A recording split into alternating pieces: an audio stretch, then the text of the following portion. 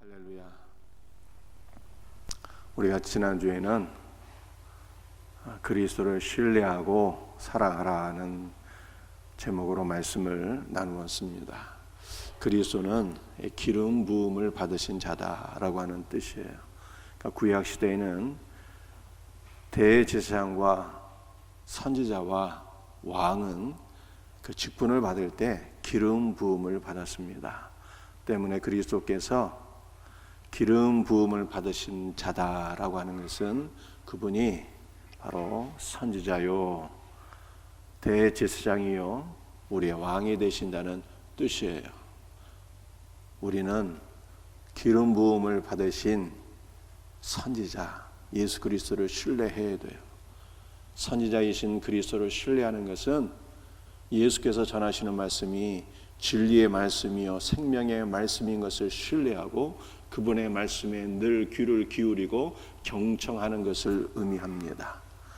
대제사장이신 그리스도를 신뢰하는 것은 그분이 이루신 속죄가 완전하고 영원한 속죄인 것을 신뢰하고 대제사장이신 예수 그리스도 안에서 죄 사함의 확신을 갖는 것입니다.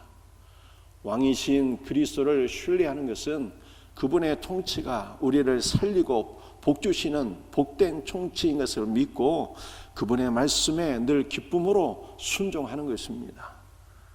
우리의 선지자가 되시고 대제사장이 되시고 왕이 되시는 그리스도를 늘 신뢰하며 살기를 주의 이름으로 축복합니다. 예수께서 그리스도이심을 믿는 자마다 하나님께로부터 난 자이고 하나님께로부터 난 자는 하나님을 사랑하고 그리스도를 사랑하고 교회를 사랑한다고 했어요. 2022년도가 저물어 가고 있습니다.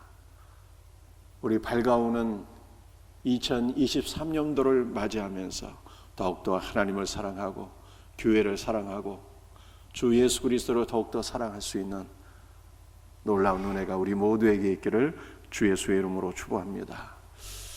자, 오늘 우리가 함께 나눌 말씀의 제목은 하늘과 땅의 증언입니다.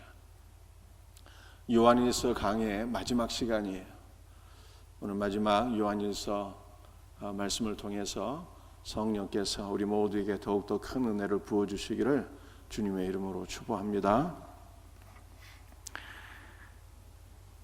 오늘 본문 말씀 우리가 세 가지로 나누어서 말씀을 함께 생각해 보고자 합니다. 첫 번째는 새 증인들의 증언이에요.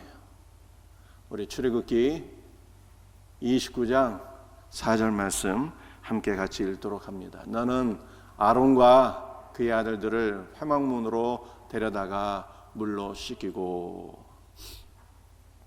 구약시대에 제사장들을 임직할 때 세 가지 일을 했어요. 첫 번째는 제사장을 회막문 앞으로 데려다가 물로 씻겼습니다. 제사장이 물로 씻는다는 것은 목욕을 한다거나 혹은 손발을 단순히 씻는다는 의미가 아니라 거룩하신 하나님을 섬기기 위해서 죄를 씻는다는 뜻이에요. 그런데 제사장은 물로써 죄를 씻는데 제사장이 씻는 물은 아무 물이나 씻는 것이 아닙니다. 출애굽기 29장 4절 말씀을 보면은 물로 씻기고 라고 되어 있는데 원문은 그 물이에요. 그 물. 하나님께서 지정하시고 성별하신 그 물로만 씻어야 되는 것입니다. 그 물은 바로 회막문 앞에 있는 물두멍이고 이 물은 하나님께서 제사장을 위해서 구별하신 거룩한 물이 되는 것입니다. 출애굽기 29장 7절 말씀을 한번 볼까요? 관유를 가져다가 그의 머리에 부어 바르고. 제사장을 임직할 때 두 번째 한 일은 무엇인가 하면은 제사장의 머리에 기름을 붓는 거예요. 제사장의 머리에 기름을 붓게 되면 그 기름 부음이 전신에 흐르게 됩니다. 이것은 제사장이 하나님께서 맡겨주신 사명을 감당하기 위해서 성령으로 기름 부음을 받아야 된다는 것을 보여주고 있습니다. 다음 말씀 한번 볼까요?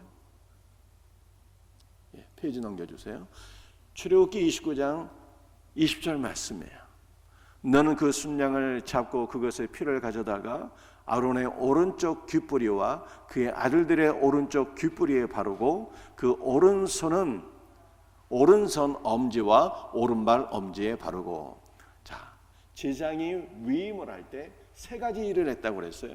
하나는 회막문 앞에서 물로 씻고, 두 번째는 관유를 머리에 붓고, 세 번째는 순양을 잡아서 피를 제사장의 몸에 바르게 되었는데 오른쪽 귓뿌리에 피를 바르고 오른손 엄지에 피를 바르고 오른발 엄지가락에 피를 바르게 되었습니다. 이것은 피를 발라서 제사장의 귀와 손과 발을 성결하게 한다라고 하는 뜻이에요. 제사장은 피를 귀에 발라서 귀가 성결해짐으로 이제 그의 귀는 어떤 귀가 되는 것입니까? 하나님의 말씀을 경청할 수 있는 귀가 되었어요. 이제 제사장은 오른손 엄지가락에 피를 발라서 그 손이 거룩해짐으로 그 손으로 거룩하신 하나님을 섬기는 손이 되었습니다. 이제 제사장은 오른발 엄지가락에 피를 바름으로 그의 발이 성결해져서 가야 할 곳과 가지 말아야 될 것을 구별하게 되었고 그의 발은 복음을 증거하는 거룩하고 복된 발이 된 것입니다. 자, 이와 같이 제사장을 위임식 때 세 가지 일을 했어요. 물로 몸을 씻고 관유를 기름 부음 받고 그 다음에 오른 귓뿌리와 오른손 엄지가락, 오른발 엄지가락에 피를 발랐습니다. 그런데 구약 시대의 제사장은 장차 이 땅에 오실 위대한 대지상이신 예수 그리스도를 상징하는 거예요. 예수 그리스도의 비유입니다.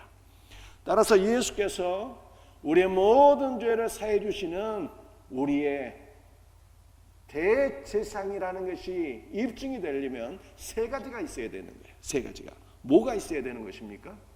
물과 성령의 기름 부으심과 피, 이 세 가지가 있어야 되는 거예요.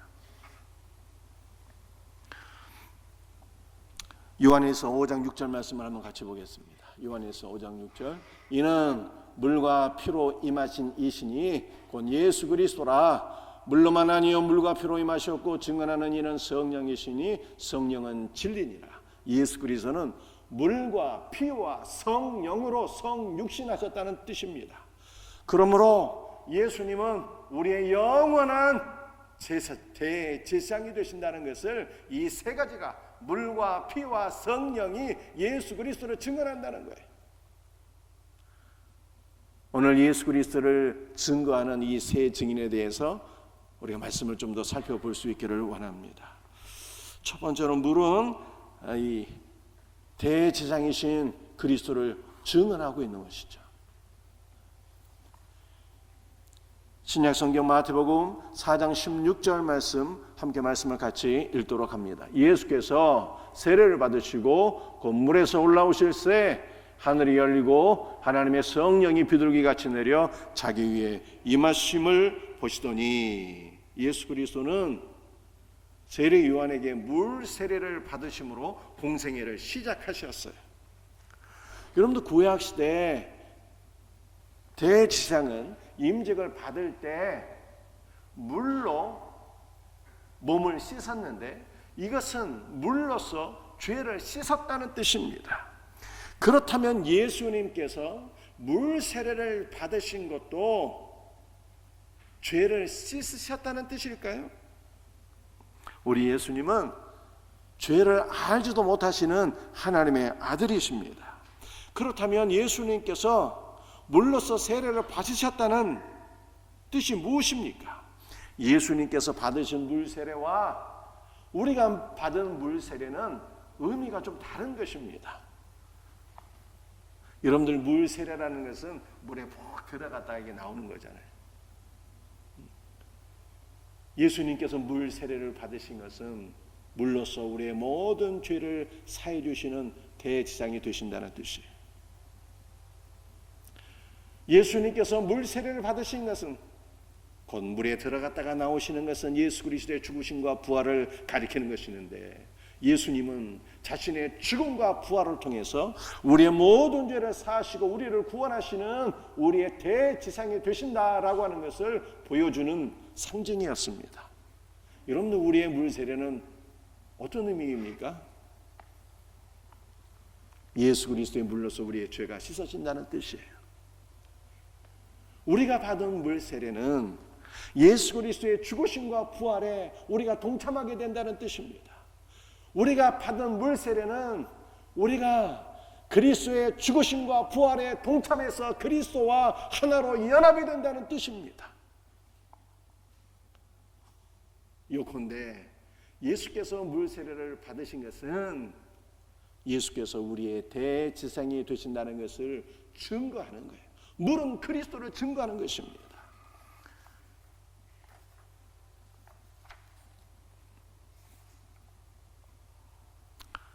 우리 작은 두 번째로, 피는 또한 그리스도를 증거하는 것이죠. 요한일서 5장 6절 말씀을 다시 한번 읽어보십시다. 이는 물과 피로 임하신 이신이 곧 예수 그리스도시라. 물로만 아니요 물과 피로 임하셨고 증언하는 이는 성령이시니 성령은 진리니라. 예수님은 물과 피로 임하셨어요. 물도 예수님을 증거하지만 피가 그리스도를 증거한다고 말씀하고 있습니다. 구약성경 다니엘서 9장 24절 말씀이에요. 허물이 그치며 죄가 끝나며 죄악이 용서되며 지극히 거룩하신 이가 기름 부음을 받으리니. 여러분들, 허물이라고 하는 단어는요, 반역죄를 가리키는 것, 하나님을 향해서 반역하는 것, 즉 우리의 원죄를 가리키는 것입니다. 악이 용서되며 허물이 그치며 죄가 끝나며. 여러분들, 죄가 무엇입니까? 죄는요, 그리스도를 불신하고 거부하는 것이 바로 죄인 것입니다. 죄의 악이 용서된다고 그랬어요. 죄의 악은 죄로 인하여 받아야 될 형벌을 가리키는 거예요. 그런데 형벌이 용서되었다는 거예요. 허물과 죄가 끝나고 죄로 인한 형벌도 면제가 되었어요. 어떻게 면제가 되었습니까? 기름을 부음 받으신 그리스도를 통해서, 그가 흘리신 피로 인하여 우리의 모든 허물과 죄가 사하여졌다고 성경이 말씀하고 있는 것입니다. 구약시대의 대제사장은 짐승의 피로서 불완전하고 일시적인 속죄를 이루었어요. 그러나 우리의 대제사장이신 예수 그리스도는 자신의 피로서 완전하고 영원한 속죄를 이루셨습니다. 예수께서 흘리신 피는 바로 예수께서 우리의 대제사장이 되신다라고 하는 것을 증거하는 증인이에요. 작은 세 번째로, 성령도 그리스도를 증거하고 있어요. 마태복음 4장 16절 말씀 다시 한번 제가 읽어드립니다. 예수께서 세례를 받으시고 곧 물에서 올라오실새 하늘이 열리고 하나님의 성령이 비둘기같이 내려 자기 위에 임하심을 보시더니. 예수님은 물도 피도 있었고 성령도 함께 하셔서 그 성령이 예수께서 우리의 대제사장이시요 하나님의 아들이심을 증거하셨다는 거예요.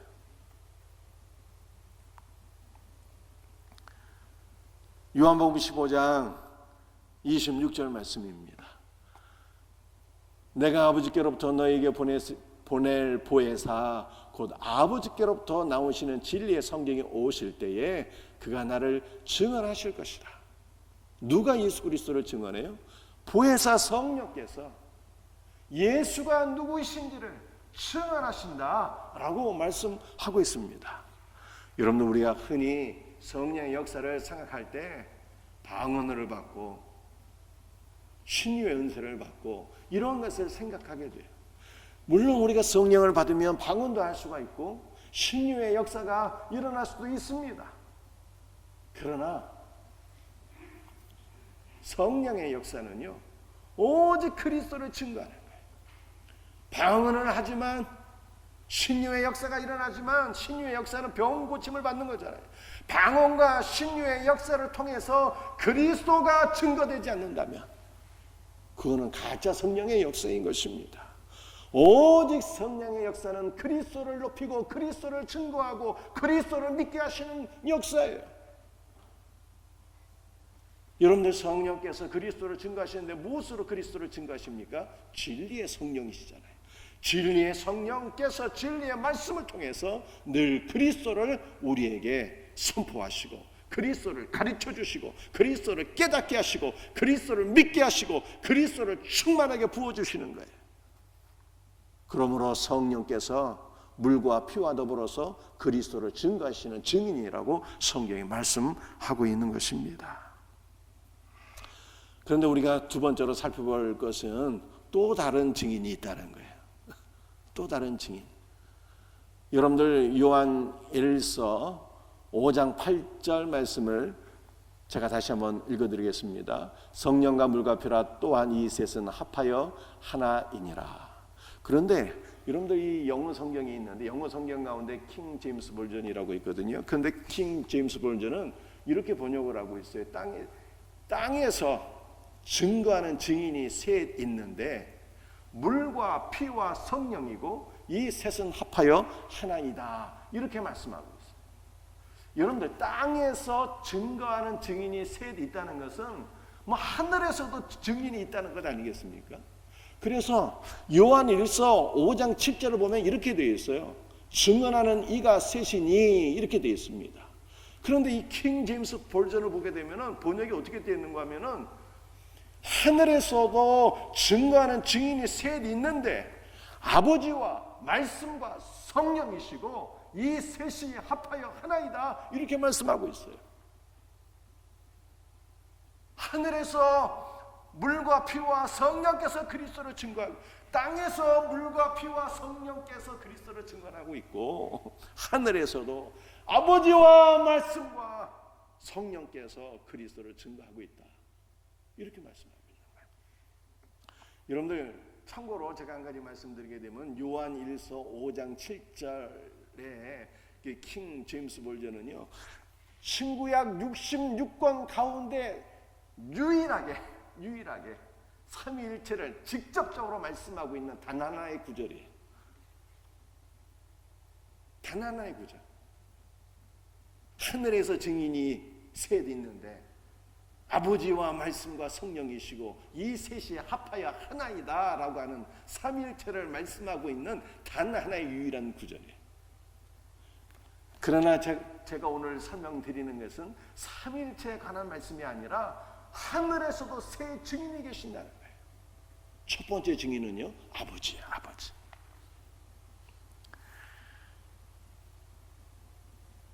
여러분들 제가 손흥민 선수의 아버지가 인터뷰하는 것을 제가 잠시 들었거든요. 그 아버지가 이런 말을 하잖아요. 우리 아들은 절대 월클이 아니다. 월드 클래스가 아니다. 그래서 저는 그 인터뷰를 듣기 전에 이 아버지는 아들을 왜 이렇게 인정하지 않을까? 다른 사람들은 다 아들을 인정하는데 왜 저 사람은 자기 아들을 인정하지 않을까? 그렇게 생각했거든요. 근데 그게 아니더라고요. 여러분 월드 클래스라고 하는 것은 손흥민이 지금 정상에 있다는 뜻이잖아요. 그 정상에 있으면 이제는 아버지가 생각할 때 뭐만 남아있는 거예요? 내려올 일만 남아있잖아요. 정상에 있으면 내려올 일만 남아있는 거예요. 그래서 정상이 아니라고 한 거예요. 앞으로 더 높이 올라가라고. 오히려 손흥민 선수의 아버지는요 이런 말을 하더라고요. 나는 지구상에서 딱 한 명의 축구 선수만 하는데 단 하나의 축구 선수는 손흥민이다. 나는 손흥민이 오직 행복한 축구만을 할 수 있도록 그 한 가지만을 생각한다. 이렇게 얘기하더라고요. 야, 아버지의 사랑이 막 줄줄이 배어 있는 아들을 인정하는 아버지의 마음을 보게 되었어요. 그런데 아버지도 오직 아들만 아세요. 그리고 아들을 증거했어요. 우리 한번 성경을 한번 읽어볼까요? 마태복음 3장 17절 말씀이에요. 하늘로부터 소리가 있어 말씀하시되 이는 내 사랑하는 아들이여 내 기뻐하는 자라 하시니라.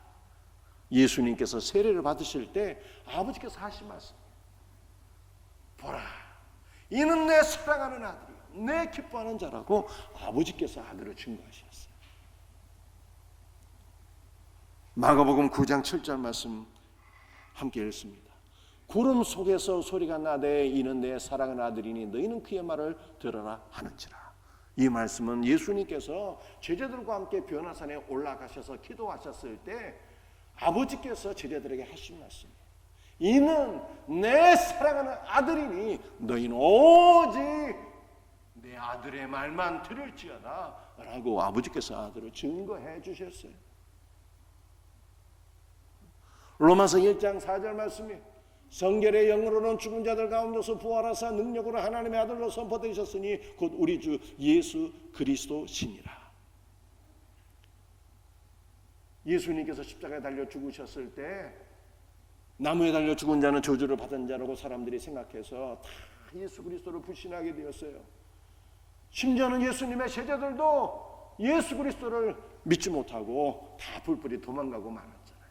그런데 죽은 자 가운데서 3일 만에 아버지 하나님께서 예수 그리스도를 다시 살리시고 아들의 부활을 통해서 선포하셨다는 뜻이 뭘 선포하셨습니까? 내 아들 예수는 저주받은 자가 아니야. 내 아들 예수는 죄가 있어 죽은 자가 아니다. 내 아들 예수는 너의 모든 죄를 짊어지고 죽었다가 살아난 나의 유일한 아들이다. 너희의 유일한 구원자다 라고 하는 것을 아버지 하나님께서 선포하시고 증거하셨다는 거예요. 아버지는 아들을 증거하셨어요.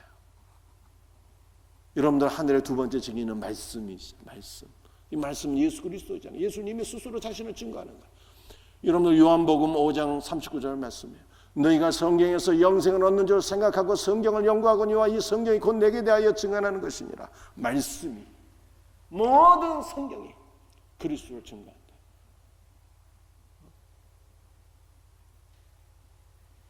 요한복음 14장 11절 말씀이에요.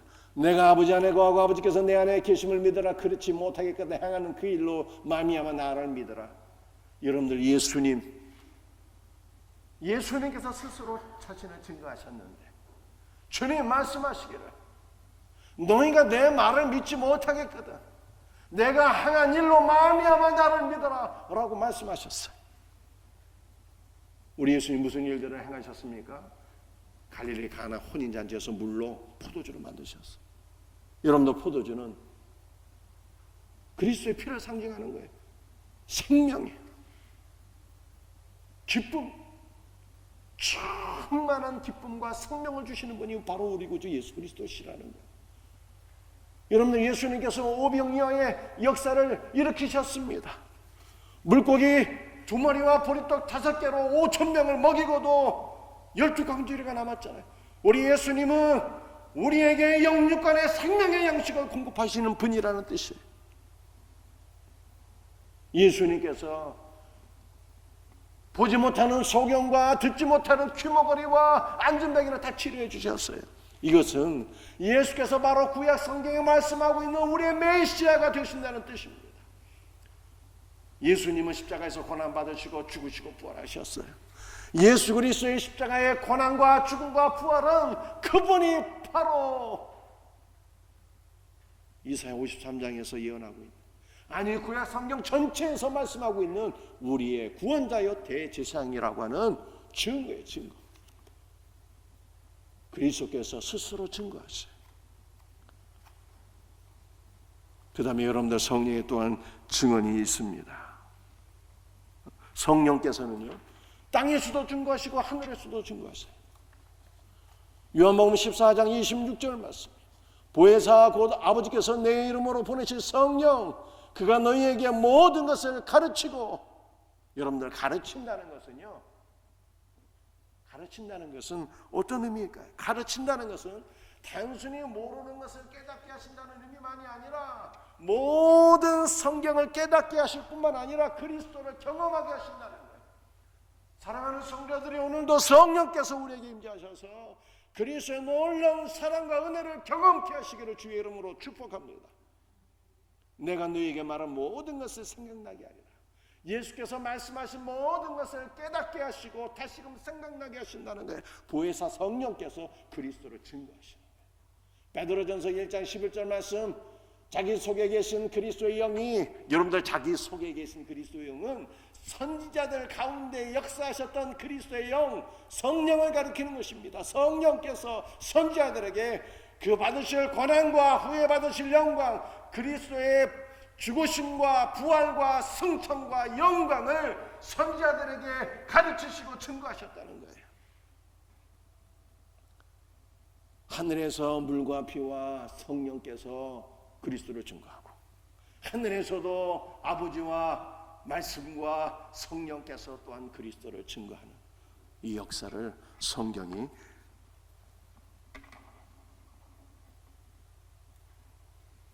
우리들에게 말씀하고 있습니다. 그런데 마지막으로 우리가 살펴볼 세 번째,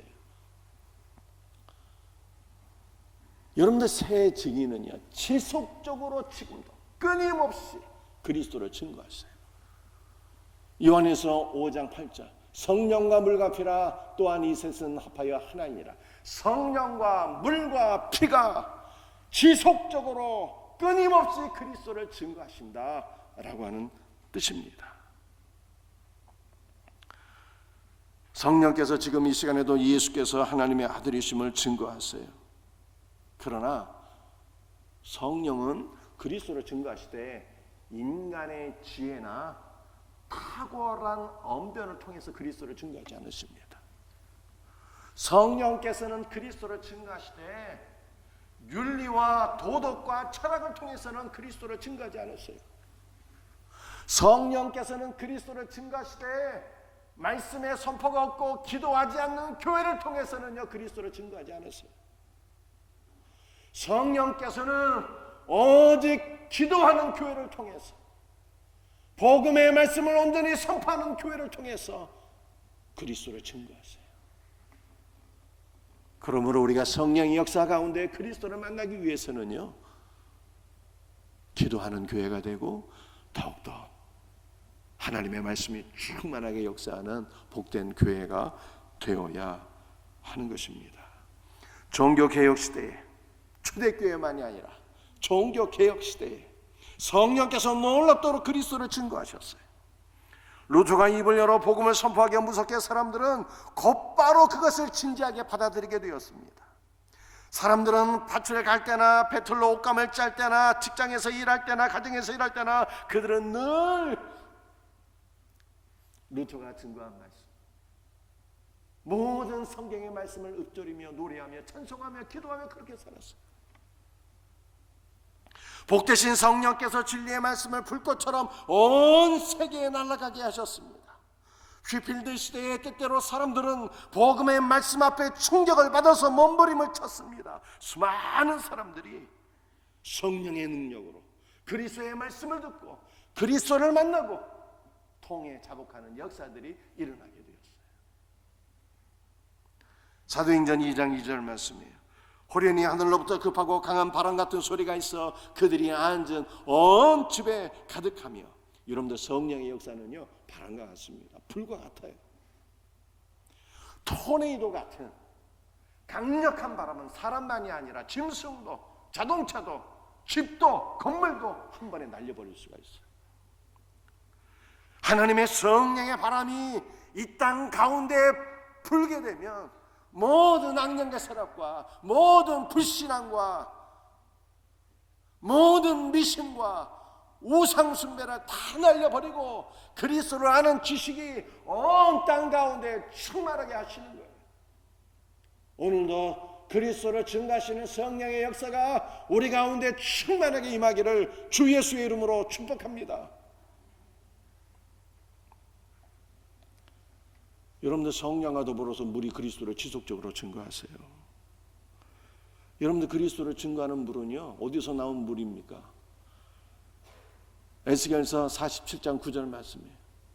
이 강물이 이르는 곳마다 번성하는 모든 생물이 살고 또 고기가 심히 마르리니 이 물이 흘러 들어감으로 바닷물이 되살아나겠고 이 강에 이르는 각처의 모든 것이 살 것이며 성전 문지방에서 샘물이 솟아나게 되는데 큰 강을 이루게 되고, 이 강물이 사해까지 이르게 되니 죽은 바다가 살아나게 되고, 그 강과 바다에 많은 물고기가 뛰어놀게 되리라고 하는 말씀이잖아요. 에스겔 47장이. 여러분, 이 말씀에서 생명샘 이름이 나온 거예요. 이 강물에 뛰노는 그 많은 물고기들은 무엇을 가리키는 것입니까? 바로 성도를 가리키는 거예요. 성도를 가리키는 거예요. 성전 묻지망에서 흘러나온 물로서 우리가 생명을 얻었고, 우리가 하나님의 자녀가 되었고, 우리가 물고기가 되었다, 이렇게 성경에 말씀하고 있는 거예요. 여러분들, 물고기를 익투스라고 하죠. 익투스. 초대교회는요, 자기가 예수를 믿는 신자라는 것을 증거할 때 물고기를 내보였잖아요. 익투스. 여러분들, 이 물고기 익투스는요, 예수 그리스도는 하나님의 아들이시요 우리의 구원자가 되신다는 뜻이에요. 그 물고기를 내밀며 신앙을 고백한 거예요. 성전에서 나온 물은 그리스도를 증거하며 그리스도의 생명을 우리에게 부여하며 우리를 물고기가 되게 하는, 하나님의 자녀가 되게 하는 놀라운 은혜예요. 여러분들, 이 물은 어디서 나온 물이겠습니까? 우리에게 생명을 주시는 이 물은요, 바로 그리스도의 몸에서 나온 물이에요. 요한복음 19장 말씀 한번 보시겠습니다. 그중 한 군인이 창으로 옆구리를 찌르니 그 피와 물이 나오더라. 그리스도의 몸에서 나온 그 물이 우리를 살려서 우리를 물고기 하나님의 자녀가 되게 하고 우리의 모든 죄를 씻는 거룩한 물이다 라고 성경에 말씀하고 있어요. 여러분들, 필리핀에 세계적인 복싱 영웅이 있잖아요. 파퀴아오라고. 이분이 14살에 복싱을 시작했는데요, 8체급을 석권하고 전 세계에서 가장 유명한 권투 선수가 되었습니다. 권투에서 은퇴하고 난 이후에 현재 필리핀 상원 의원으로 활동하고 있고요.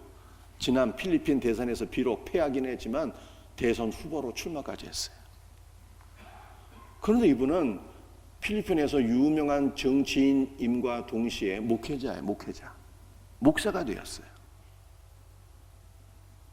얼마 전에 우리나라에 오게 되었습니다. 우리나라에 와서 이태원에 찾아가서 이 헌화를 하고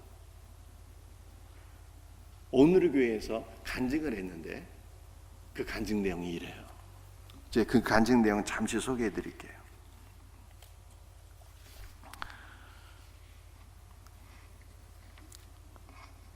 그는 복싱계에서 챔피언의 지위를 누렸고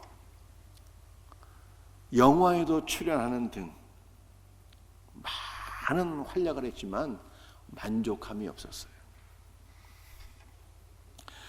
그래서 술과 여자와 도박에 빠져서 살았는데 어느 날 자신의 영혼에 공허함이 찾아오게 되었고 말로써 표현할 수가 없는 절망과 슬픔에 빠지게 되었다고 합니다. 파키아오는 도박과 술에 빠져 살아서 늘 아내와 가족들과 그리고 이웃들과 싸우며 살았다고 해요. 그런 그가 2010년 말에 예수 그리스도를 믿고 영접하게 되었는데, 예수님을 영접한 이후에는요, 이상하게 도박도 하기가 싫고 술도 마시기가 싫고 전혀 새로운 삶을 살게 되었다고 합니다. 파키아오는 예수님을 믿고 영접했을 때 주님 앞에 무릎을 꿇고 그동안 자기가 지었던 모든 죄들을 조목조목 하나님 앞에 고백하며 회개를 했다고 그래요. 회개를 하면서 하나님께서 자신의 죄를 깨닫게 하시는데 너무 강한 죄책감이 들어서 막 죽고만 싶었대요. 그 순간 자기 옆에 권총이 있었으면 아마 자살했을지도 모르겠다, 그런 얘기를 하더라고요. 그런데 하나님 앞에 조목조목 죄를 회개했을 때 다행히 자기 옆에 있었던 것은 권총이 아니라 성경책이었는데 그 순간 성경책을 읽고 그때로부터 성경을 읽고 성경 말씀 안에서 살게 되었는데 얼마나 큰 기쁨과 평안이 넘치게 되었는지 모른다, 이렇게 고백을 했어요. 여러분들, 우리 예수님은 어떤 분이실까요? 물이 그리스도로 증거하신다잖아요. 우리 예수님은 우리에게 생명을 주시고 우리의 모든 더러운 삶을 씻어주시고 정결하게 하시는 분이에요.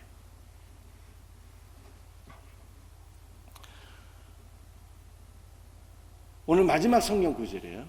다시 한번 읽읍시다. 요한에서 5장 8절, 성령과 물과 피라 또한 이 셋은 합하여 하나이니라. 성령께서, 그리스도의 물이, 피가 다 그리스도를 증거하신다, 이렇게 말씀하고 있어요. 우리 예수님은 물과 피로서 우리에게 생명을 주시고 우리를 정결하게 하세요. 물은 우리 안에 있는 모든 탐심과 정욕을 씻어주시고 그리스도의 피는 우리의 모든 죄를 다 씻어주시는 능력의 피인 것입니다. 예수님께서 자신의 물과 피를 주신 것은 예수님께서 자신의 생명을 주시고 자신의 모든 것을 우리에게 주셨다고 하는 뜻이에요. 그러므로 우리는 그리스도의 물과 피 안에서 그리스도의 사랑을 경험하며 한없는 기쁨과 평강을 누리게 되는 것입니다. 제가 여러분에게 오늘 이 시간에 마지막으로 그 민노아 선교사의 얘기를 해드리려고 해요. 잘 들어보세요.